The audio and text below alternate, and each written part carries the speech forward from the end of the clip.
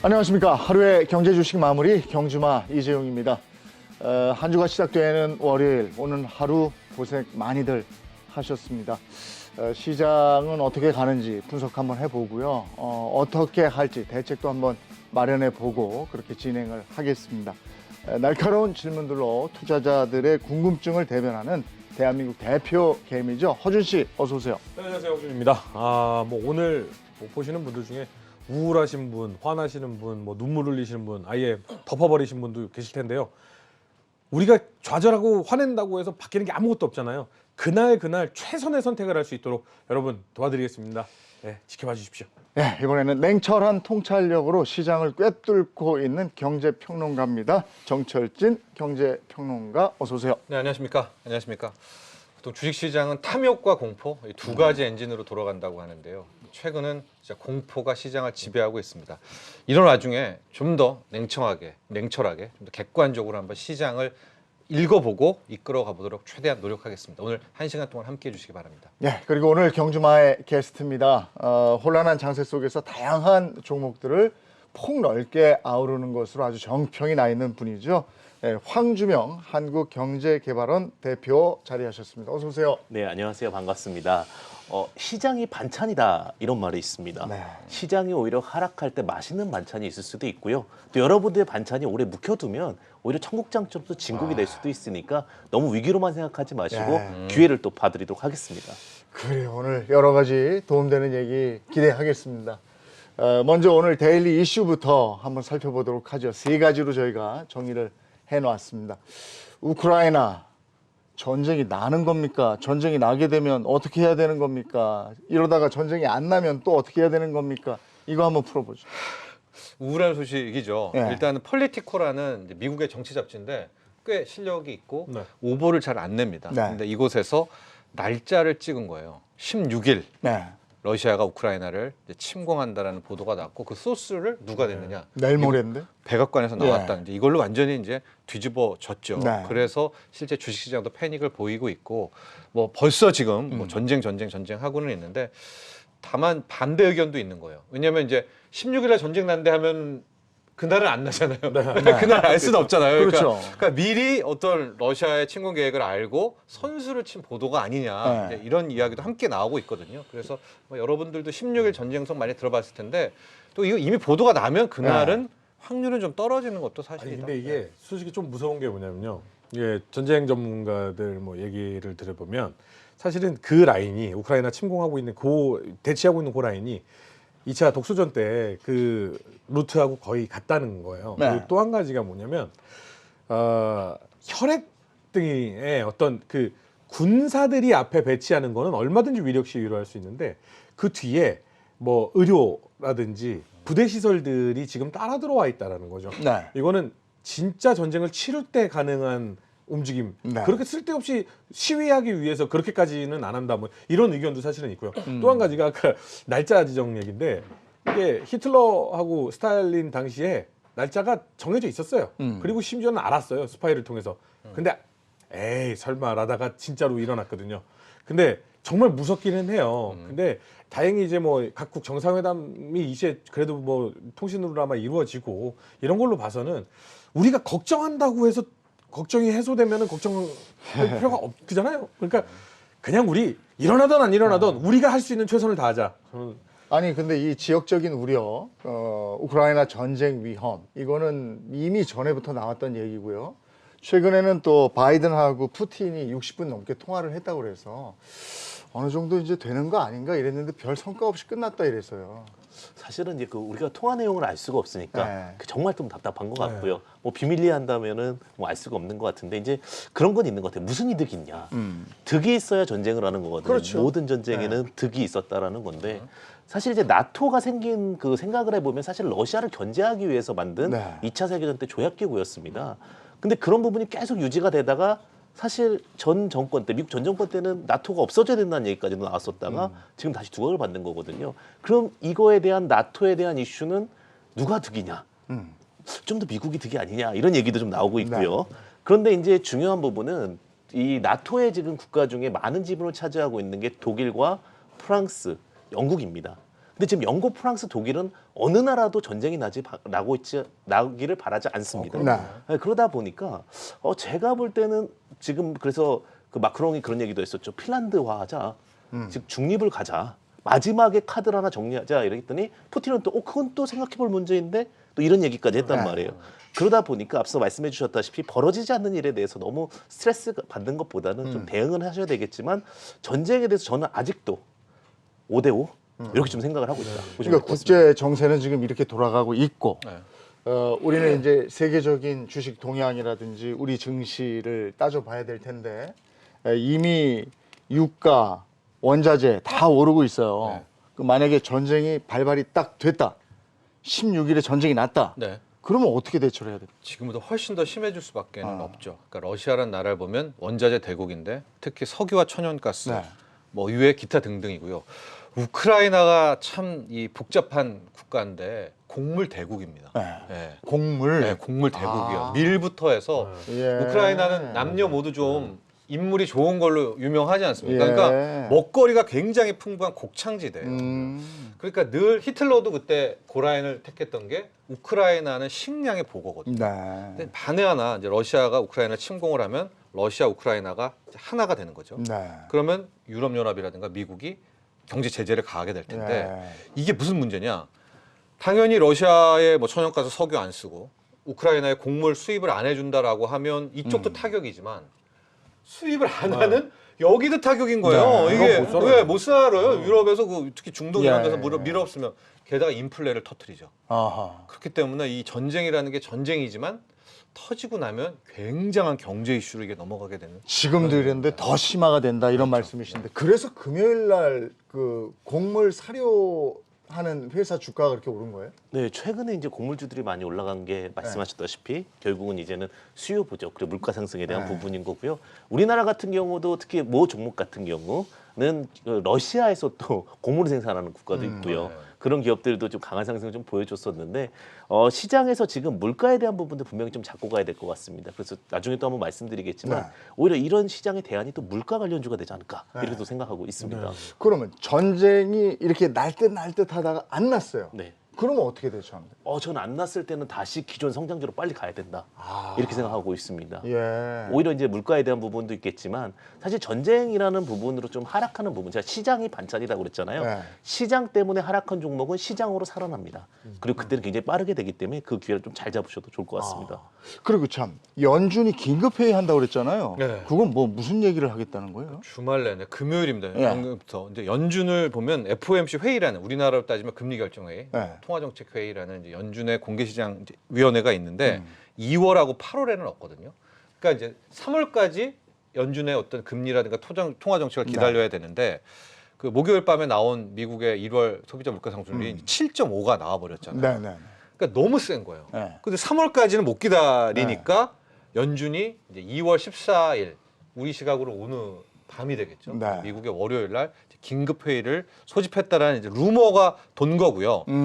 다만 회의는 소집했을 때 긴급 회의는 네. 뭘 내용을 이야기할지는 몰라요. 근데 소비자 물가 상승률과를 얘기해서 그 미국의 찌라시나 이런 것들은 금리 인상을 지금 발표한다. 뭐 이런 루머가 있었죠. 아니 그거 아니에요? 0.25씩 올리다가 우리가 다들 듣는 얘기는 0.5로 바로 간다 이거였잖아요. 근데 그것도 3월에 해야 되잖아요. 엄밀히 그걸 바로 말하면. 해버린다? 네, 이제 그런 루머였는데 제 생각은 그런 적은 연준이 없어요. 네. 금리를 올릴 때 네. 뭔가 얘기하고 하지 이렇게 긴급 회의에서 네. 하기는 좀 그렇거든요. 내릴 때는 그런 적이 있잖아요. 네, 네. 그렇죠. 내릴 아니, 때 워낙 왜냐하면 경제 이제 충격이니까. 이 물가가 40년 만에 이렇게 오른 거라면서요. 네. 엄청난 물가 네, 상승이기 네. 때문에 이 부분에 대해서 좀 연준도 굉장히 많이 그 골머리를 썩고 있을 겁니다. 네. 근데 저는 이제 생각하는 게 만약에 이번에 하게 된다면 차라리 2번 하기 위해서 한 번을 더 마련했다 이렇게 생각할 수도 있을 것 같긴 네. 한데요. 근데 사실 지금 전쟁을 앞두고서도 굉장히 머리가 좀 복잡할 것 같아서 사실 좀 섣불리 예상할 수는 없을 것 같고요. 우리 전쟁에 대한 이슈를 좀 풀어갈 수도 있지 않을까라는 생각도 듭니다. 저도 오늘 긴급 회의 내용이 이제 막 뭐 전쟁 발발하면 금융시장에 아. 쇼크가 될 테니까 뭐 이런 대비책 아니면 재할인율 뭐 이런 얘기는 이제 나오고는 있습니다. 공시에 네. 나오고 있는데 봐야 될 것 같아요. 과연 오늘 밤 새벽에 연준의 긴급 회의에서 뭘 진짜 하려고 이 사람들이 지금 근데 회의를 하는지. 지금 이제 개미의 입장에서 네. 개미들의 입장에서 바라볼 때 사실은 정말 스마트한 개미들 분들 계세요. 그런 분들은 이런 방송을 보면서 본인의 어떤 그 인사이트를 늘리려고 보는 거지 대책을 보진 않거든요. 근데 진짜 저희 같은 개미들은 어떤 게 있느냐? 전쟁이 되면은 뭐 이쪽에 재료가 올라가겠지. 그럼 내가 어딜 들어갈까? 저기 뭐 밀 선물을 들어갈까? 못 해요, 저희는. 자, 그렇다라고 한다면 갔다 오는 걸 못하면 지금 만약에 저게 끝나고 나서는 어떤 일이 있을까? 그러면 성장주 아까 얘기하셨지만 그러면 성장주 중에 그 전에 올랐던 종목들 찾아가지고 요거를 나중에 우리가 떨어지면 탁 사야겠다라고 이렇게 마음먹는 게 좋은 방법이잖아요. 그 방법밖에 저희 개미는 사실은 할 게 없잖아요. 근데 중요한 건 가지고 있는 분, 그죠? 근데 설마 지금 돈이 있는데 사고 있는 분은 계신가 잘 모르겠고, 그 다음에 인버스 하시는 분 네. 이렇게 계시잖아요. 그러면 지금 개미 중에 물려 있는 분들 혹은 돈을 들고 있는 분들, 이런 분들은 그런 거 스마트 개미 말고 그냥 있었을 때 지금 사러 들어가는 타이밍을 보고 있는데 언제 사면 좋을까요? 일단은 전쟁 나면 사요? 일단은 그런 건 있는 것 같아요. 항상 금융시장은 회복했다라는 게 네. 전제는 깔려 있는 것 같아요. 그리고 정말 시장이 위험한 건 인플레이션이 아니에요. 디플레이션이에요. 네. 물가가 하락하는 게 굉장히 리스크하다고 보는 게 뭐냐면 물가가 상승하면 결론적으로 매출액이 올라가요. 네. 주식은 숫자 싸움이다라고 보시면 될 것 같은데 지금은 샤플리라는 것 때문에 리스크한 거고요. 나중에 이 부분은 또 어느 정도 안정화된다라고 보여지고 있기 때문에 오히려 폭을 좀 크게 해서 한 번에 남는 건 좋지 않다. 왜냐면 지금 누구도 예측할 수 없는 상황이기 때문에 그래서 분할을 한 3분할 정도 10% 지금부터 10%씩 하락할 때 3%를 한다면 충분히 대응 가능한 수치가 아닐까 이렇게 생각이 듭니다. 근데 오늘 우리 주식시장 좀 한번 돌아볼게요. 코스피가 2,700 한때는 2,700 밑으로까지 갔었어요. 그러다가 이제 2,700선은 지킨 거고, 코스닥은 2.7% 넘게 하락해서 850선에 턱걸이했어요. 근데 오늘 우리 소위 얘기하는 개미들이 많이 팔았어요. 그렇다면 왜 팔았을까? 그 개인들이 파는 건 크게 이제 두 가지라고 보시면 될 것 같아요. 첫 번째는 일단 시장이 무서워요. 들리는 얘기가 다 안 좋대요. 무서워서 파는 경우도 있고요. 두 번째는 피눈물을 흘리면서 팔리는 경우가 있습니다. 반대 매매라고. 이제 많이 빠지다 보니까 내 증거금률이 안 네. 맞는 겁니다. 그러다 보니까 내일 오전에 반대 매매가 나가게 되면 그냥 시장가로 매도를 하거든요. 네. 그래서 강제적으로도 매도가 좀 낮다 이렇게 보시면 될 것 같아요. 그럼 정말 피눈물을 흘리면서 네. 판 분들도 많을 거 아니겠습니까? 사실 주시장이라는 것이 참 슬픈 게요. 결국은 그 피눈물이 모여서 수익이 바뀌게 되는 거고 이 시장 자체가 왜냐하면 항상 저번에도 코로나 처음에 반발했을 때 굉장히 빠른 급락이 나왔었고 네. 그 부분들이 신용장고율이라든지 기존 물량들의 우리가 이제 안타깝지만 그걸 악성 매물이라고 부르거든요. 악성 매물을 소화시키고 오히려 반등이 나왔기 때문에 이런 관점에서는 오히려 나중에는 좀 추진력을 얻는 좀 슬픈 이야기가 되지 않을까 이렇게 생각이 듭니다. 외인들도 오늘 팔았단 말이에요. 근데 외인들은 올해만 3조어치를 팔아치웠어요. 근데 제가 이 통계를 코스닥만요, 보니까 코스닥. 2008년 금융위기 때 코스닥 순매도 금액이 3조 5천억이에요. 근데 이렇게 많이 팔았어요. 저는 그래서 뭐 이 시간 때 우리 처음부터 네. 얘기했지만 저는 아직도 성장주다, 가치주다, 네. 고물가주다 아니면 기존에 뭐 이제 뭐 IT 반도체 얘기하는데 저는 뭐 언급을 했지만은 고물가주거든요. 네. 네, 고물가주고 이 인플레이션 해지 능력이 없으면 뭐 올해만큼은 굉장히 힘들다. 그래서 코스닥의 집중 매도가 몰린 것은 네. 이런 점과 괴를 같이 하고 있지 않나. 외국인들이 떠난다기보다는 셀코리아라기보다는 큰 틀에서의 포트 교체. 이제는 그런 꿈, 성장에서 아직은 안 사고는 있지만 네. 아직은 근데 현대차 뭐 우리 차화정 아직 에너지는 네. 빛을 못 보고 있으나 일단 여기를 팔았다는 건 싫다는 갖고 있을 거 아니겠습니까? 갈아탈 거다. 예, 포트 교체를 위한 추산이 아닌가. 지금 코스닥은 좀 생각만 해도 네. 너무 심해요. 끔찍해요. 이거는 끔찍하게 팔거든요. 네. 근데 우리가 뭐 그렇게 잘못한 건 없지 않습니까? 근데 지금 파는 게 보면 2차 전지 쪽 팔지 않아요? 네, 사실 이제 2차 전지 같은 경우도 많이 좀 단기적으로 올라왔고 네. 그리고 이제 개인들이 많이 샀어요. 물론 외국인 기관도 지금 매도를 하고 있지만 외국인 기관이 1을 팔면 개인은 2를 팔 수밖에 없습니다. 버틸 수 있는 시간의 한계라는 게 있기 때문에 그렇다고 보시면 될 것 같고요. 근데 2차 전지가 이제 사이클 중에 이제 한번 올라왔으니까 또 쉬는 타이밍이라고 보거든요. 사실 2차 전지는 어쩔 수 없이 가야 될 스토리입니다. 2040년까지 계속해서 자동차는 바뀌어야 되는 거고 사실 지금 뭐 내연기관차 살려고 그러면은 중고차도 사기가 힘들어요. 그만큼 어떻게 시장은 변화되고 있는데 네. 이제 시간 싸움인 거예요. 주식의 또 다른 스트레스는 뭐냐면 조금 상황이 나쁜 것보다는 하락을 만들어 놓고 오히려 좀 길게 만들어 놓으면 오히려 기회가 될 수 있기 때문에 그렇고 그다음에 사실 2차 전지가 다 빠진 건 아닙니다. 오히려 지금 전액 쪽이나 혹은 뭐 기타 좀 이렇게 광산을 갖고 있는 2차 전지주들은 잘 버티고 있거든요. 네. 기존에 이제 양극재 쪽에 대해서 성장성을 더 많이 보면서 많이 간 쪽이 빠진 거지. 그것도 조금 구분을 해서 보셔야 되지 않을까 이렇게 생각이 그러니까 듭니다. 많이 간 쪽은 빠졌잖아요. 네네. 그러면 안 올라간 쪽은 빠질 이유가 없잖아요. 네네. 그러면 안 올라간 쪽은 뭐예요?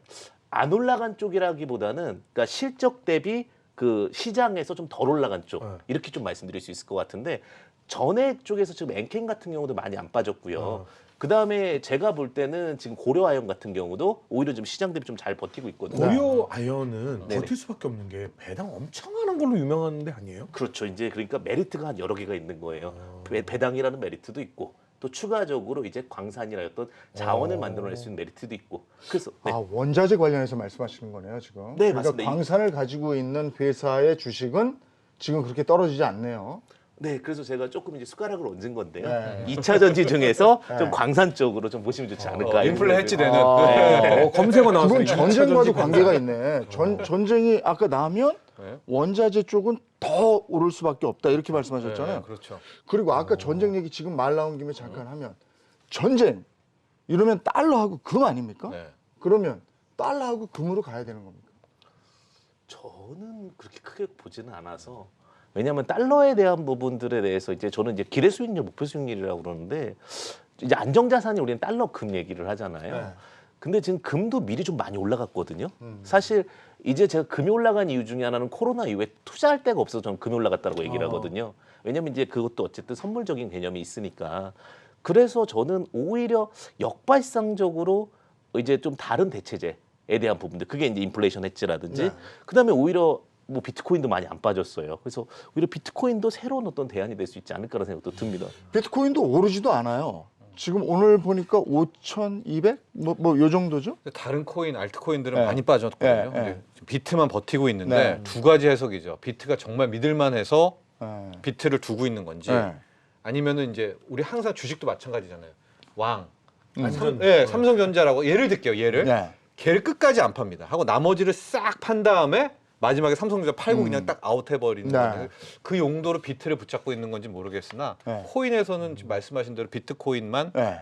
잘 그나마 버티고 있는 거는 맞다. 근데 정평관님 얘기를 아까 종합해보면 더 무서울 수 있는 게 어떤 거냐면 저도 이해가 안 가는 게 만약에 외국인들이 도망가려고 하면 큰 주식들 뭐 돈 되는 주식들 싹 팔고서는 가야지 돈 안 되고 팔면은 뚝뚝 떨어지는 코스닥을 많이 파는 게 좀 이해가 안 갔었는데 만약에 포트를 바꾸는 중이라고 한다면 이거 외국인이 포트 바꾸면 코스닥 갖고 있는 거라도 지금 빨리 털고 우리도 옮겨야 되는 거 아니에요? 그러니까 그 이제 추정 제가 왜 해석을 하는 건데 네. 글쎄요 이제 케이스 바이 케이스고 저는 성장주 기술주에 대해서는 뭐 일단 뭐 제 자체가 네. 올해만큼은 아니라고 보고 있기 때문에 그러니까 외인들이 많이 팔았어요. 지금 2차 전지, 성장주, 기술주, 게임주 이런 것들 많이 팔았는데 아까 말씀처럼 광산을 가지고 있는 회사의 주식은 그렇게 떨어지지 않았다. 금하고 달러에 대해서는 어떻게 생각하세요? 저는 달러라기보다 저는 금도 네. 금도 좋긴 한데 저는 말씀드렸지만 은과 석유 은 사랑하시죠? 네, 은하고 석유 저도 한때 금을 많이 만졌지만은 네. 우리 황주명 대표도 얘기했지만 네. 금이 꽤 많이 올랐어요. 그러니까 네. 먼저 치고 가버렸거든요. 네. 구리도 먼저 치고 갔고, 그러니까 원자재 중에서 먼저 치고 간 애들은 항상 보면 또 주지는 잘 않더라고요. 그러니까 지금 못 간 애 중에는 은이 있어서 은을 꼽았고 원유는 어쨌든 우크라이나 러시아 터지면 뭐 원유는 무조건이겠죠. 네. 예, 네. 그러니까 두 개를 잡고 있고 왜 저는 달러는 이번 전쟁에서 아니 전쟁이든 아니든 네. 아니 미국이 강했으면 네. 지금 이런 사태가 왔을까요? 아. 이거 아주 정성적인 해석으로 네. 러시아가 저렇게까지 막 강하게 나올까요? 그러니까 미국도 과거의 미국의 그 수준이 아니라면 네.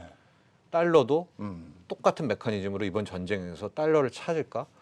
저는 그래서 오히려 뭐 애매하다면 다 돈이 없잖아요. 그러면 저는 석유랑 원유 하나가 가장 네. 안전하고 아니면 은 요 정도가 더 낫지 않나. 그래서 고려아연도 실은 뭐 은과도 또 매칭이 될 수 있기 때문에 예, 그런 측면에서 보고 싶습니다. 달러도 지금 1,200원 갔다가 오늘은 그 밑이죠. 1,900 얼마에서 맞췄죠? 1190. 예. 1,190. 네. 근데 저는 이제 공감하는 게 이제 디파이낸스라는 단어가 나왔습니다. 네. 이제 금융 자체도 탈중화가 돼가 있기 때문에 어느 한쪽의 중심이 되는 것이 조금씩 분산화되지 않을까 그것이 이제 가상화폐라는 것도 나왔고, 그다음에 새로운 어떤 제도적인 변화, 그다음에 CBDC 같은 경우도 있기 때문에 이제 달러의 옛날의 그런 기축 통화로서의 효과는 조금씩 줄어들지 않을까 이렇게 좀 생각하고 있습니다. 그러면 지금 사실은 그 서학개미들이 그 저쪽도 떨어지니까 그걸 팔아서 달러로 비축하고 있는 분들도 많거든요. 네. 그것도 상당할 거예요. 네. 그러면 이분들도 달리 처신을 좀 해야 될 것 같은데요. 그러니까 뭐 이렇게 달러가 빠지지는 않을 것 같아요. 근데 이제 그게 기대 효과만큼의 그런 상승을 바라볼 수는 없기 때문에 제가 볼 때는 예전처럼 뭐 이렇게 막 위기가 왔을 때 달러가 올라가고 엔화가 올라가고 이런 부분은 좀 아니지 않을까 이렇게 좀 생각이 듭니다. 1,200원 선 정도에서 판단을 잘 하셔야 되겠네요. 그러면. 네, 그래서 뭐 이제 굉장히 놀라운 사실은 뭐 금값이 요즘 많이 올랐다 뭐 이런 얘기 하시는데 저는 아직도 많이 났습니다. 아, 뭘 들어가신 거예요? 뭘 들어가신 아니 거예요? 금 들어갔었는데요. 네, 2020년도에 그러면 진짜 미리 가가지고 그 뒤로부터는 2년 전에 네, 2년 전에 네, 고가 찍고. 예, 그렇구나. 지금도 많이 네. 났습니다. 맞아요. 자, 다음 이슈 얘기 좀 해보죠. 이제 대선이 정말 얼마 안 남았어요. 한 달도 안 남았어요. 한 23일 정도 남았나요? 근데 우리 증시에도 핫 이슈가 있죠. 오스템 임플란트하고 신라젠 상장 여부. 이거 그 이후 상장 폐지 이후로 넘어가는 겁니까? 아, 이게 참 어려운데요. 이게 결정 내리기가 너무 어려운 게 아, 너무 커. 규모가 커요. 맞습니다. 원래 사실 근데 상장 폐지 네 가지 요건이 웬만하면 해결이 네. 되거든요. 최대 주주 변경할 것, 그다음에 자금 납입할 것, 그다음에 회사에 좋은 펄 사업 하나 붙일 것, 네. 그리고 네 번째 이제 경영 리스크 해소할 것 이건데, 그러니까 이사직 교체거든요. 근데 사실은 어느 정도 이제 신라젠 같은 경우는 해결했는데 돈을 엄청나게 더 찍어내느냐, 아니면 상장 폐지냐 이 기로인 것 같고요. 오스템 임플란트 같은 경우는 제가 볼 때는 조금 더 좀 살라라는 쪽으로 좀 되지 않을까 생각은 드는데 조심스럽습니다. 항상. 개인의 일탈이었으니까. 예, 근데 어쨌든간 좀 미룰 것 같기는 합니다. 개인적으로는요. 예. 어떻게 보세요? 일정이 지금 2월 17일이 네. 오스템 임플란트가 네. 이제 상장 실습자 적경 대각경 심사. 그러니까 네. 얘를 실사를 할 거냐 말 거냐에 대한 이제 결론이 나오는 거고요. 다음 18일이 크죠. 신라젠은 이미 이제 코스닥위원회에서 상표가 네. 됐기 때문에 네. 거기에 대한 확정이 되는데 3월이 이제 대선이잖아요. 네. 근데 이제 만에 하나 3월 9일이죠. 네, 3월 9일이죠. 신라젠 같은 경우는 정말죠. 이게 진짜 이게 상패가 되면 이거는 진짜 우리 개미들 많아요. 소액 주주들 반발이 만만치 않을 거예요. 예, 하고 이건 되게 정치 이슈와도 좀 네. 예, 영향을 미칠 수가 있기 네. 때문에 또 근데 연기가 될지 모르겠으나 근데 쉽게 2월에 이거 두 개를 다 끝내기는 예.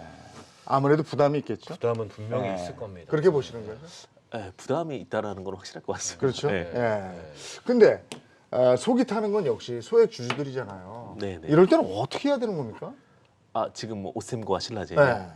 일단은 뭐 거래가 재개가 안 되고 정지되어 있기 때문에 네. 기도를 해야 될 것 같습니다. 기도. 그거밖에 방법이 없지. 지금까지 사실은 방법이 없어요. 근데 진짜 요즘에 너무 다행인 거는 네. 그러니까 저는 왜 그 몇몇들의 부패한 사람들 때문에 네. 왜 정말 이 많은 개미들이 맞아요. 이렇게 손해를 네. 봐야 되나? 특히나 우리나라장이 그래요. 왜냐면 미국장이나 이런 걸 보면 그러한 네. 경영인 경제적인 문제를 일으킨 사람은 엄청난 징벌적인 이 판결을 내리잖아요. 네네. 근데 요즘에 보니까 이제는 세상이 달라졌구나라고 느끼는 이사진들이 기업들이 생겨나고 있는 것 같아요. 그러면 저는 여기서 갑자기 궁금한 게 어떤 게 생겼냐면 그러한 주주 친화적인 정책을 앞으로 펼쳐가겠다라고 선언하는 기업들이나 그런 이 CEO들이 있다면 그쪽으로는 좀 퍼 자체가 올라가는 밸류 자체가 올라가는 기대를 해도 될까요? 그것을 이제 사회적 책임이라고 그러는데 네. 사실 CSR을 했다고 해서 사실 우리나라가 주가가 많이 올라간 경우는 별로 없었던 것 네네. 같아요. 근데 사실 우리나라 물적 분할도 없어져야 되거든요. 네. 가장 저는 병폐라고 보는 게 최근에 이제 물적 분할은 네. 뭐 절대 법리적인 문제는 없어요. 네. 사실 인적 분할을 기존으로 해서 물적 분할을 한다고 했기 때문에 근데 우리나라만 그렇게 많이 하지는 네. 않거든요. 그런데 만약에 지금 장기적으로 봤을 때 분명히 그 부분도 영향을 미칠 것 같고요. 가장 좋은 건 자사주 매수입니다. 많이 사주고요. 그 다음에 호재 많이 만들어주고. 근데 메르츠도 그랬었고 아, 네네. 그러니까 사실 대표적인 예가 메르츠가 왜 이렇게 올라라는 느낌이잖아요. 근데 카카오도 그렇게 선언을 했잖아요. 그러니까 그런 선언하는 기업들이 있었을 때 나는 니네 못 믿어라고 해야 되는 것인지 아니면 앞으로 이건 투자의 매력도가 올라갔어라고 판단하고 개미들이 좀 지켜봐야 되는 것인지가 굉장히 헷갈리더라고요. 그렇게 보시면 될 것 같아요. 어차피 다 나쁘다고 봤을 경우에 그래서 조금이라도 착한 말을 한번 해주면 그 회사가 조금 더 신뢰가 가지 않나 이렇게 좀 생각이 들지 않을까 생각이 듭니다. 그러니까 카카오 오스틴- 같은 경우에는 예. 그 했죠. 자사주 매입 소각이잖아요. 이 정도면은 괜찮죠. 좋습니다. 네, 자사주 매입 소각 정도면은 괜찮죠. 이 정도는 원하죠. 지금 이거 가지고 계셨던 분들이 네네. 그 상패가 아니에요. 그 다음에 취할 방법은 뭡니까? 상패가 아니면 이제 거래가 재개된다라는 얘기인데요. 네. 거래가 재개됐을 경우에 사실은 이제 둘 중에 하나입니다. 엄청나게 올라가거나 네. 아니면 또 엄청나게 빠졌다 올라가거나. 근데 결국은 이제 경영진들을 다시 한번 봐야 될 것 같아요. 최종적으로 어떤 최대 주주 변경이 될지는 모르고 또 자금 납입에 대한 부분들이 모르니까 한번 그 상황 때 왔을 때 만약에 최대 주주 변경권과 네. 확인 사업성을 보고 나서 다시 한번 좀 체크해봐야 될 것 같습니다. 네. 그 외에 우리가 그 한번 돌아봐야 될 건 뭐가 있습니까? 지금 현재 주식시장에서. 지금 현재 주식 시장에서 가장 중요한 부분은 사실은 이제 공매도 재개 이슈가 있을 네. 것 같아요. 왜냐하면 이제 선진 지수로 들어가기 위해서는 공매도 이슈가 있을 것 같은데, 네. 저는 이제 공매도를 개인적으로 좀 별로 좋아하지는 않는 스타일이기 때문에 네. 현재는 코스피 200과 코스닥 150에만 공매도가 있었는데 개인들이 사실은 좀 작은 종목들을 많이 갖고 있거든요. 네. 그러다 보니까 그런 부분도 좀 이슈를 민감하게 보셨으면 좋겠고요. 이게 아까 전에 코스닥 매도가 바스켓 매도로 많이 나오거든요. 그러니까 통째로 매도하기 때문에 오히려 고점주들이나 만약에 정말 꿈이 없는 종목들, 아예 기대가 없는 종목들은 오히려 많이 올랐을 때는 정리가 될 겁니다. 그때는. 네네. 저희가 목요일에도 그 얘기를 잠깐 했거든요. 선진지수 편입에 따른 우리의 그 얻는 것과 잃는 것은 뭐가 있느냐에 대한 얘기를 했어요. 어떻게 보세요? 저는 공매도 그러니까 선진 지수에 MSCI 선진국 지수에 편입하기 위해서 공매도를 없앤다는 것은 좀 부정적인 겁니다. 왜냐하면 우리가 선진국 지수에 편입한다는 것은 우리 시장이 더 안정적이고 네. 더 롱텀, 이 장기 투자 큰손 자금들이 들어와서 네. 개인 투자자가 어쨌거나 공정한 룰에 따라서 뭐 수익을 내는 이런 것 때문에 선진국 지수에 들어가려는 건데 지금 우리의 공매도의 상황들을 좀 보면 원래 공매도가 시작됐던 것과는 완전히 다릅니다. 이게 무슨 얘기냐면 공매도라는 것이 뭐 여러 가지 기능 중에 뭐 가격 찾기 기능, 뭐 거품이 생긴 거를 빼는 기능, 뭐 네. 이런 거가 있는데요. 우리의 공매도는 실상은 굉장히 달라요. 가령 뭐냐면 될 듯한 종목의 공매도가 들어가요. 이게 무슨 얘기냐? 실적도 잘 나오고 뭐 성장도 좋고 테마가 있는 대로 공매도를 칩니다. 왜? 그래야 개인들이 또 들어오니까. 빠졌네. 오, 빠졌네. 네. 이거 실적 좋은데 네. 하면서 들어오면 대놓고 공매도를 끝까지 치는 네. 이런 경우가 정말 많이 있는. 그러니까 우리의 공매도는 매우 좀 달라요 상황이. 그렇기 때문에 저는 감히 실은 선진국 지수 들어가려고 공매도를 다 풀어주고 자유화한다. 그 본말이 전도됐죠. 이거 네. 개인 위해서 들어가는 건데 잃는 게 더 많다. 네, 잃는 게 훨씬 더 네, 많습니다. 네, 네, 이거는 정평론가님이 맞아요. 네. 이 공매도가 정말 제대로 된 정보를 개인과 경쟁을 또 정말 정당하게 할 수 있는 공매도라면 그러면 괜찮은데 네. 지금 우리나라 시장은 정당한 경쟁이 아니기 때문에 네. 이건 개미한테 손해다라고 얘기하시는 거죠. 그렇습니다. 네. 그 저는 정말 정당한 공매도라면 개미들도 그렇게까지 반발하지 않을 거예요. 근데 어쨌든 우리가 언젠간 선진지수에 편입이 될 거고 선진지수에 편입이 되면 수혜를 입는 주식도 있을 거 아니에요. 네네. 뭘까요? 사실은 이제 큰 주식들이 대부분 이제 선진이니까 네. 결국은 그 외국에서 딱 바라봤을 때 알만한 주식을 사겠죠. 그렇게 아. 되면은 뭐 삼성전자나 현대차 뭐 네. 이런 쪽에 대한 큰 기업들이 될 것 같고요. 그러면서 이제 그게 낙수 효과로 조금씩 내려올 겁니다. 다만 이제 시간의 차이일 뿐이라고 보여지고요. 다만 이제 앞서 말씀해 주셨다시피 셀트리온이 과거에 엄청 안 갔던 적이 있었습니다. 네. 그게 이제 공매도 때문이었는데요. 네. 그런 부분들이 엮이다 보면은 결국은 지금은 만약 현진 지수로 편입이 됐을 경우 큰 종목들의 잔치다 이렇게 말씀드리고 싶고요. 작은 종목들에겐 큰 수혜는 아니지 않을까 이렇게 생각이 듭니다. 근데 이번에 전체적으로 코스닥이 많이 빠진 이유가 네. 외국인이 바스켓으로 통으로 팔잖아요. 그러면 예를 들어 요건 비중이 작으니까 0.1%씩만. 근데 이 0.1%가 이 작은 코스닥에게는 그리고 요즘 같은 수급 상황에는 엄청난 충격으로 다가와서 쭉 빠지는 거잖아요. 반대로 얘기하면 바스켓에 담을 때 아유 얘는 비율이 너무 작네 0.1%만 하고 담는데 쭉 올라갈 수도 있는 거 아니에요? 네, 사실은 이게 이제 긍정 효과라고 보시면 될 것 같은데 우리가 이제 포트를 투자를 할 때 대부분 이제 이렇게 정해져 있습니다. 증권사 같은 경우도 뭐 A군, B군, C군 이렇게 정해져 있기 때문에 처음에 투자는 경험이 없을 때는 일단 안정성을 우리도 추구하잖아요. 주식할 때 뭐 삼성전자를 먼저 추구하니까 원래 개인 투자분들이 삼성전자를 많이 찾는 게 아니까 이런 과정으로 보시면 될 것 그럼 같습니다. 앞에는 그것만 사요. 아니, 물론 다른 것도 사겠지만 일단 그 부분이 좀 더 효과가 있다. 왜 공매도 같이 존재하니까 예. 이렇게 보시면 될 것 같습니다. 아까 이제 네이버, 카카오 말씀하셨잖아요. 네이버하고 카카오 때문에 정말 가슴앓이하고 이런 분들도 많으실 텐데 네이버, 카카오 얘기를 하면 또 자연스럽게 요즘에 새로운 신기술주, 메타버스 뭐 이런 얘기를 안 할 수가 없어서 자 지금까지는 저희가 지금의 이슈에 집중을 해봤다면 이번에는 오늘 사실은 다들 속상하고 이러시니까 가상 세계로 한번 들어가 볼까요? 메타버스 세계에서 한번 지금 이게 굉장히 핫하니까 요 얘기를 좀 해봤으면 좋겠어요. 저는 이 광산을 굉장히 좋아하는데 계속 광산 얘기하죠. 메타버스는 네 맞습니다. 여기 왜냐하면 네. 이게 캐는 거니까 네. 계속 돈을 취할 수 있잖아요. 예. 이 금욕주인가요? 메타버스는 데이터 광산입니다. 예, 그러니까 데이터 광산이라는 건 무엇이냐면 거기서 활동을 함으로써 이제 수익을 벌 수 있는 세대가 네. 됐고요. 가상의 세계다. 네. 근데 현실의 세계에서 돈을 벌면 돈을 쓸 수 있듯이 네. 가상의 세계에서도 돈을 벌면 돈을 쓸 수 있는 세계가 드디어 열렸습니다. 근데 이것을 부정할 수 없는 게 구글도 들어왔고요. 네. 삼성도 들어왔고요. 구글 같은 경우 액티비전 아니 그 마이크로소프트는 액티비전 블리자드를 인수했죠. 그리고 뭐 롯데, SK 뭐 대기업은 다 들어왔습니다. 그리고 이 부분이 이제는 초월해서 이루어지는 건데 사실 이제 코로나 이후에 굉장히 좀 핫한 이슈가 좀 됐다고 보시면 될 것 같습니다. 근데 이제 메타버스 하면은요, 사실은 이게 어려운 개념으로 설명하면 정말 끝도 없이 어려운데요.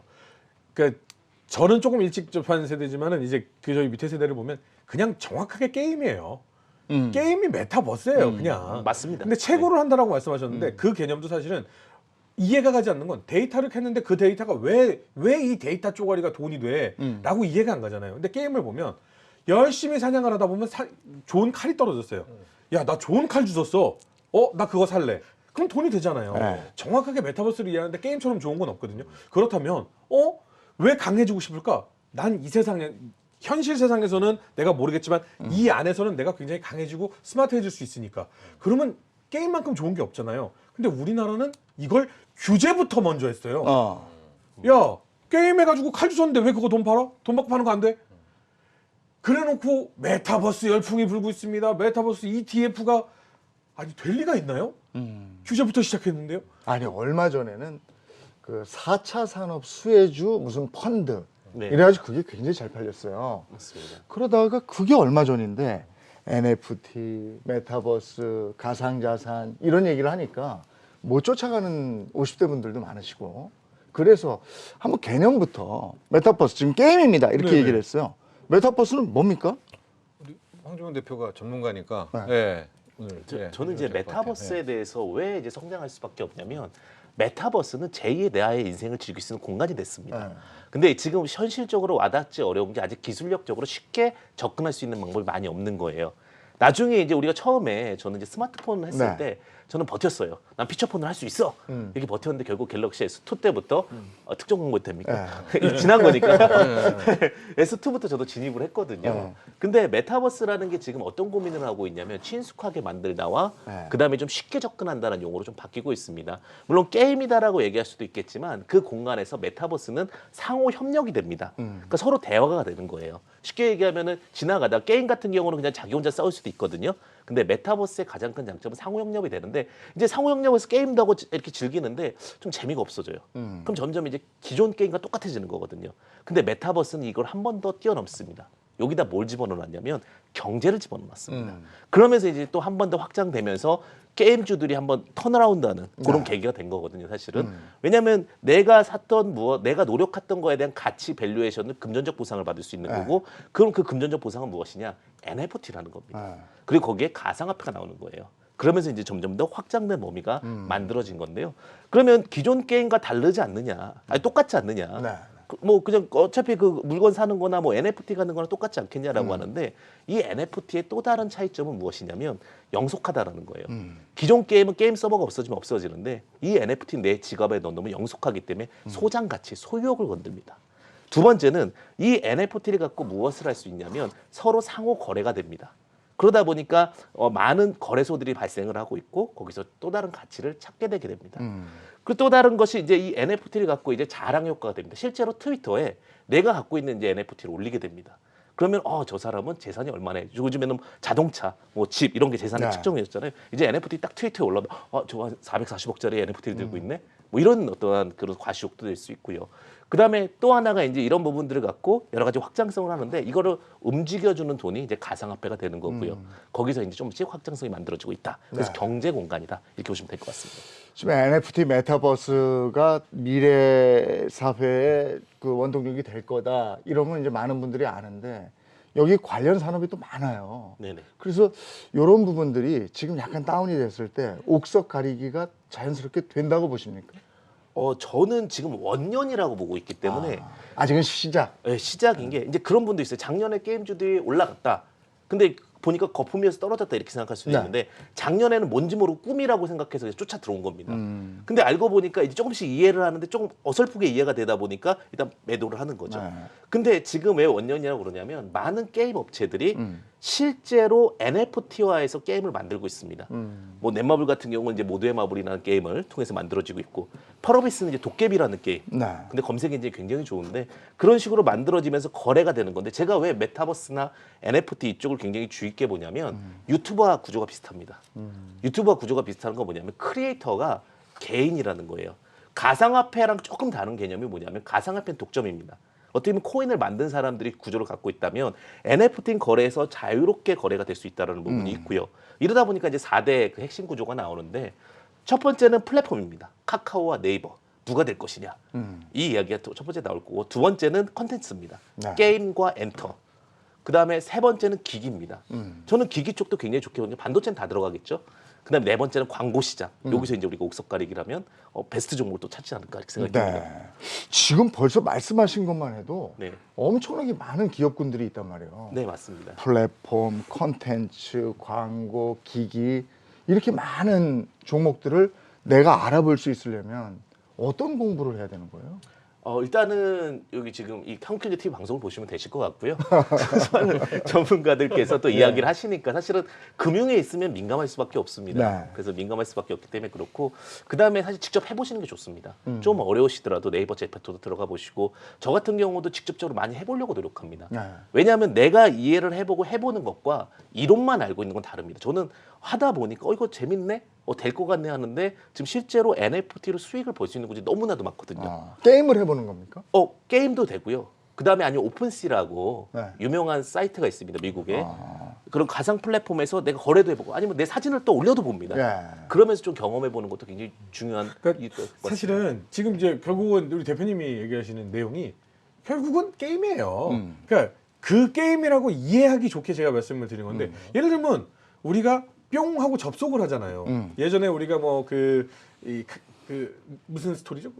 메이플 스토리. 아니 안에 들어가면 그 싸이월드 들어가면 내 세상에 내가 있고 이 파도타이가 되고 도토리로 음악을 사고 하듯이 네. 그 세상에 접속을 하잖아요. 그게 플랫폼인 거잖아요.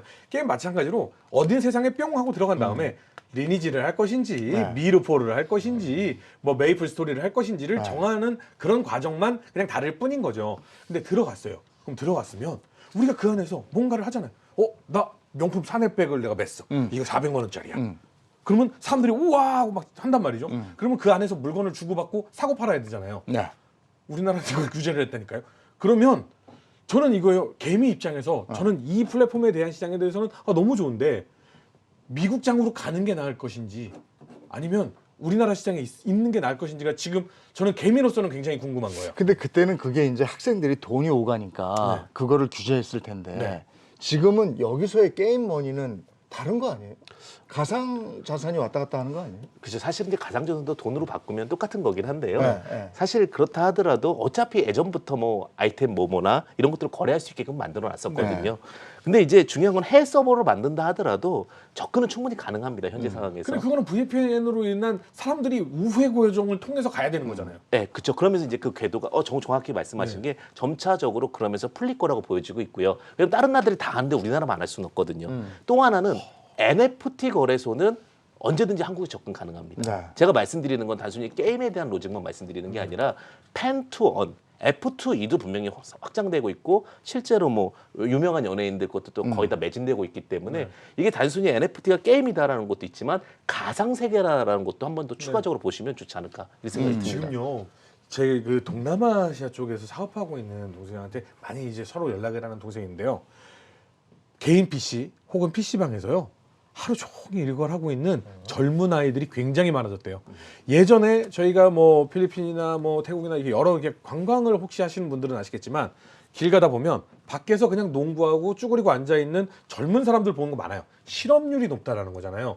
근데 이 사람들이 지금 이걸 하러 들어가 있다는 거예요. 그걸로 돈을 일하는 만큼 충분히 어느 정도는 벌고 있다. 그래서 게임을 하면서. 이거 이제 몇 년 안에 아마 세상은 뒤바뀔지도 몰라. 그러니까 물론 이제 상상이죠. 근데 이런 세상이 돼가고 있다는 거죠. 그러면 정말 이게 한순간만 바뀌면 우리나라도 순간 어떻게 바뀔지 옛날에 몰라서. 이거 하면 엄마한테 혼났거든. 그렇죠. 네? 근데 지금 그 세상이 아니라는 거죠. 근데 저는 허준 씨 약간 말에 굉장히 감동을 받은 게 네. 그 메타버스가 게임이라고 얘기했잖아요. 그때 우리 허준 씨가 얘기한 게임은 광의의 게임인 거잖아요. 근데 광의의 광의의 게임이에요. 게임. 네. 왜냐면 우리가 가상세계 들어간다는 자체가 게임이에요. 게임 아니에요? 맞죠? 그 뜻인 그렇죠. 거죠. 예. 아니 이거를 네. 딱 끼고 VR을 딱 끼고 딱 들어갔어요. 이미 게임의 시작이에요. 예. 예. 내가 아닌 또 다른 내가 네. 가상 세계에 들어왔어. 네. 이때부터 이미 우리 젊은 분들은 다 그냥 이거를 게임으로 어느 정도 인식을 하는 거예요. 예. 그러니까 지금 허준 씨가 말하는 메타버스가 게임이다라는 게 거기서 로블록스 한다는 그게 아니라 네. 그 자체가 실은 게임인 거고 네. 메타버스의 완성은 결국적으로 가상현실입니다. 네. 예, VR에서 여기가 끝인데 지금 거길 바로 못 가니까 아바타도 끼고 뭐도 끼고 하는데 결국은 이제 그 세계로 갈 것이라고 보고 있고요. 제가 이제 NFT에 관한 생각 고민은 꽤 많이 하고 있는데 이런 쪽에 전 NFT가 고민을 해요. 분명히 이제 우리가 뭐 5년이 됐건 10년이 됐건 가상 공간에 가면 저작권이 굉장히 중요하죠. 네. 예, 이제 그것뿐만이 아니라 제가 보는 거는 달러가 디지털 달러로 바뀌잖아요. 근데 지금의 달러는 뭐에 묶여 있냐면 석유와 연동을 시켜놨어요. 네. 그래서 이제 뭐 페트로 달러, 뭐 오일 달러 뭐 이런 얘기를 하지 않습니까? 근데 이제 종이 달러는 없어지고 디지털 달러가 가야 되는데 미국이 디지털 달러는 또 어디엔가 붙일 거란 말이죠. 그래야 전 세계 사람들이 쓰니까. 그래서 어디에 붙일까? 전 첫 번째가 NFT 거래, 거기에 디지털 달러 붙일 수가 있겠다. 두 번째가 탄소 배출권, 네. 이것도 중요하니까 여기에 달러를 붙이지 않을까. 네. 그래서 만에 하나 NFT로 낙점이 된다면 디지털 달러의 그 짝꿍이 지금의 이제 석유에 붙어 있는 게 이러면은 황준명 대표의 말대로 이건 상당한 건데 네. 전 탄소 배출권에도 붙일 것 같거든요. 얼마든지. 네, 그러니까 그렇게 얼마든지 되면, 네. 여기저기 다 붙일 수 있는데. 아니 크게 한두 가지요. 왜냐면 가지. 그런 원유 같은 진짜 네. 최고치를 붙여야 전 세계 사람들이 쓰죠. 네. 근데 저는 그럼 만약에 NFT나 메타버스가 미래로 가는 거라면 그러면 여기서 제일 중요한 건 플랫폼이냐 아니면 이것들을 만들 수 있는 기술이냐 아니면 여기에 담을 수 있는 콘텐츠냐 우리가 한 가지만 선택한다면 어떤 종목에 투자를 해야 되는 거예요? 이게 정말 어려운 질문인데요. 사실 우리나라는 흥의 민족입니다. 네. 제가 볼 때 우리나라의 흥은 진짜 이길 수가 없는 게 저는 너무 재밌게 봤어요. 지금 우리 학교는이라는 네, 네. 그런 부분 너무 재밌게 봐서 좀비에 대해서는 또 우리나라가 천하 습득하면 정말 잘합니다. 원래 우리나라 사람들은 좀비를 싫어했어요. 네. 근데 불과 요 몇 년 만에 좀비가 콘텐츠가 되네? 만들어. 세계적인 수준. 그래서 저는 일단 플랫폼 하면은 네이버가 될 것 같고요. 네, 네. 워낙 2억 명의 일단 유저가 있으니까 네. 저는 P2E, F2E 즉 엔터사들도 지금 봐야 될 것 같고요. 네, 네. 그다음에 게임사 중에서도 그 엔진을 갖고 있는 회사들이 있어요. 네. 진짜로 이제 기술을 만들 수 있는 그런 회사들 분명히 두각을 받을 수가 있고요. 그다음에 저는 이게 제가 메타버스 NFT 하지만 이 기본 기술은 블록체인입니다. 네. 블록체인이라는 건 두 가지 장점이 있어요. 첫 번째는 모든 것이 기록된다. 두 번째는 누구나 확인할 수 있다기 때문에 이게 정말 확장된다면 자동차의 우리 이력, 중고 이력 같은 거 다 네. 나올 수 있거든요. 그래서 이런 부분의 확장성도 무궁무진하지 않을까 이렇게 그리고 생각합니다. 너무 좋은 건 그 방금 얘기하신 게 이 메타버스의 가장 큰 특징이잖아요. 나쁜 사람들이 자기네들끼리 쑥떡쑥떡을 못하는 게 바로 이 시장이라서 저는 이게 정말 좋다고 보는데 제가 왜 계속 이 얘기를 드렸냐면요. 만약에 메타버스가 우리나라가 주도할 수 있잖아요. 우리나라 어떤 주식을 다 사도 괜찮아요. IT 주식, 무슨 컨텐츠 주식 다 사도 괜찮아요. 근데 제 얘기는 뭐냐면 예전에 판도라 TV에서 유튜브보다 먼저 동영상, 짧은 동영상들 막 올리는 거 했었어요. 싸이월드에서 페이스북보다 먼저 소셜 SNS 했었어요. 근데 뭐 때문에 안 됐어요? 국가에서 안 밀어줘요. 기업들이 발전하기가 힘들었어요. 메타버스 플랫폼, 메타버스 소프트웨어, 국가에서 막 밀어줄 가능성만 있으면요. 저는 한국 기업에, 메타버스 기업에 얼마든지 투자해도 괜찮다고 생각하는데 이거 안 되면 가능성 있는 나라로 가야 된다는 그러면 우리가 투자를 할 때. 콘텐츠를 본다면 지금 넷플릭스나 디즈니 아주 많은 콘텐츠를 가지고 있잖아요. 그리고 우리나라에도 아주 유수한 프로덕션들이 많이 있습니다. 그쪽은 어떨까요? 저는 사실 이제 우리나라의 가장 큰 장점은 그림, 웹툰. 네. 웹툰 쪽에 웹툰. 대해서는 K 굉장히 웹툰도 요즘 뭐 대단하죠. 네, 그죠. 매력적이다라고 예, 보는 게 예. 웹툰을 통해서 좀 작품이 나오고 있다. 이렇게 보시면 될 것 같고 그다음에 지금 엔터. 지금 유튜브 보시게 되면은 굉장히 지금 활약인 게 네. 거의 다 우리나라 사람들이거든요. 네. 그렇기 때문에 저는 이쪽 굉장히 좀 주목해 봐야 될 것 같고요. 네. 지금 좀 주춤할 뿐이다. 그리고 많이 준비하고 있습니다. 사실상으로는. 네. 그리고 또 두 번째는 게임 쪽에서도 지금 우리가 처음으로 위메드가 한번 해본 거예요. 해본 거고 그에 따른 가치와 장단이 다 보였는데 네. 차기가 위메드를 뛰어넘지 않으란 법은 없거든요. 지금 많은 게임사들이 사실 많이 준비하고 있습니다. 제가 알기로는. 그래서 거기서 또 옥석거리가 분명히 진행되고 특히 이제 게임 엔진 갖고 있는 업체들은 화질이 엄청납니다. 그거 관련해서 좀 주목해 보시면 좋을 것 같습니다. 근데 지금 게임주들 최근에 실적 발표했잖아요. 게임사들 저조해요. 네. 그 이유는 뭡니까? 일단은 첫 번째는 지금 게임 자체가 원래 저조했습니다. 네. 저조했던 이유 중에 하나가 뭐냐면 사실 이제 그 NFT로 넘어가기 전에 워낙 이제 해외에 있는 게임들이 많았었고요. 그리고 이제 휴대폰으로 넘어가면서 사실 뭐 NC소프트 같은 경우는 내가 사는 건 되는데 파는 게 안 되는 거예요.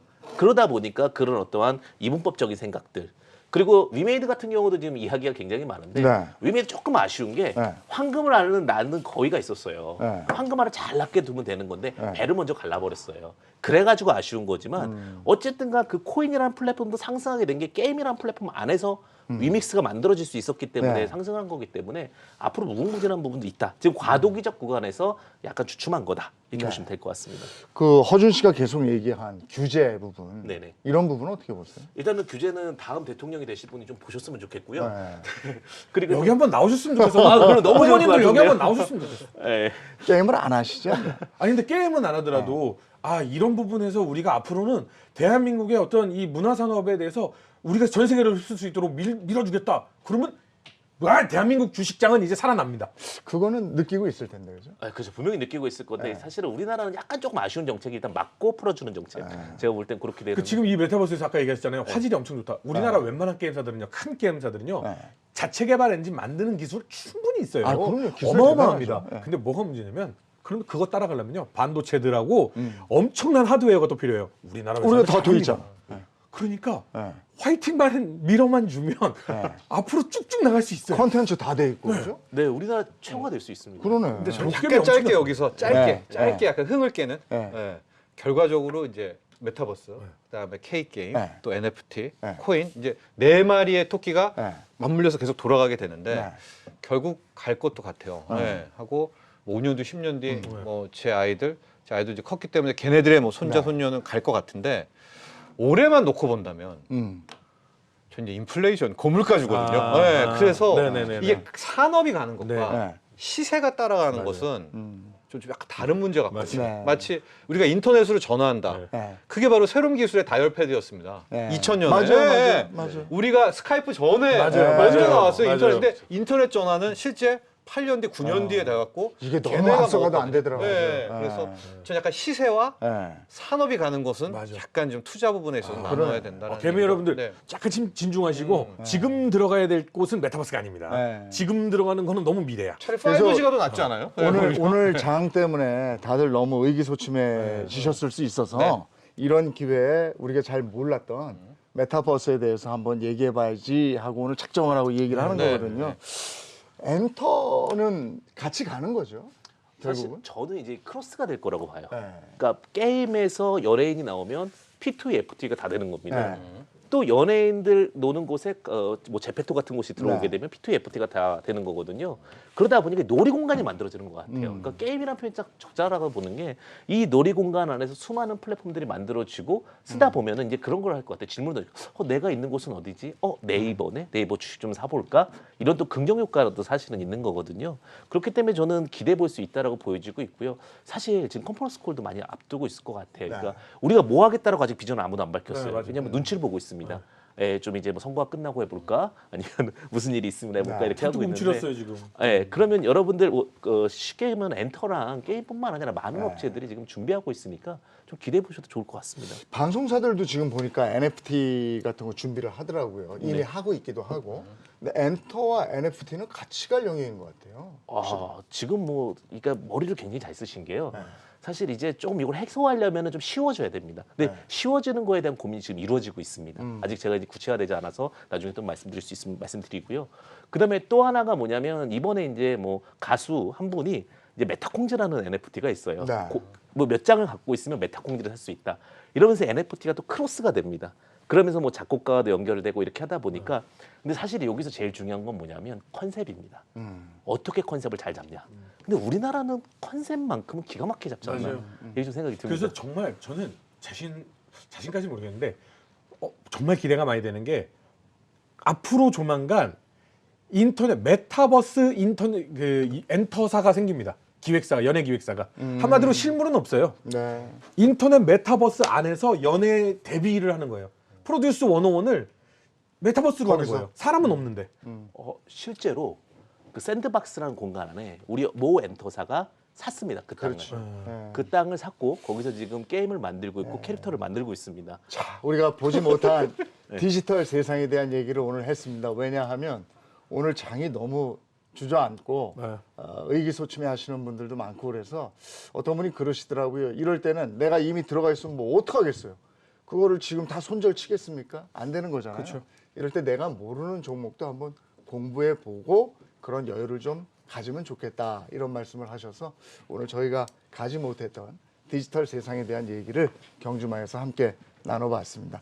자, 다들 힘내시고요. 내일장 기대해 보겠습니다. 경주마 오늘 여기까지입니다. 고맙습니다. 감사합니다. 감사합니다.